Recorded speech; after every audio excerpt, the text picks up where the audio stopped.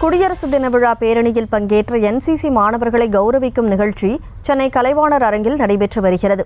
இந்த நிகழ்ச்சியில் துணை முதலமைச்சர் உதயநிதி ஸ்டாலின் கலந்து கொண்டு அணிவகுப்பில் சிறப்பாக செயல்பட்ட என்சிசி மாணவர்களுக்கு விருதுகள் மற்றும் கோப்புகளை வழங்கி வருகிறார்.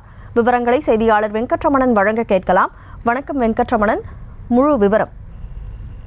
வணக்கம். சமீபத்தில் நடந்து முடிந்த 76வது குடியரசு தின விழா பேரணியில் பங்கேற்ற தேசிய மாணவர் படை மாணவர்களை கௌரவிக்கும் நிகழ்ச்சியானது சென்னை கலைவாணர் அரங்கில் தற்போது நடைபெற்று வருகிறது.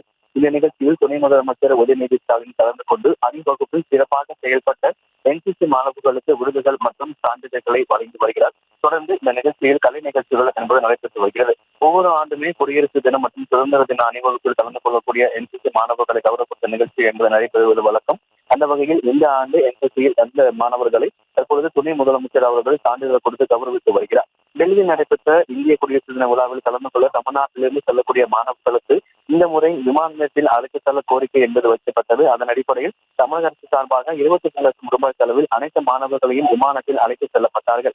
இதை மேடையில் சுட்டிக்காட்டி துணை முதலமைச்சர் தற்பொழுது மேடையில் உரையாற்றுகிறார். தொடர்ந்து இந்த விழாவில் கலை நிகழ்ச்சிகள் என்பது நடைபெற்று வருகிறது. குறிப்பாக குடியரசு தின விழா பேரணியில் பங்கேற்ற தேசிய மாணவர் படை மாணவர்களை கௌரவிக்கும் நிகழ்ச்சியில் மாணவர்களுக்கு விருதுகள் மற்றும் சான்றிதழ்களை துணை முதலமைச்சர் உதயநிதி ஸ்டாலின் தற்பொழுது வழங்கி வருகிறார்.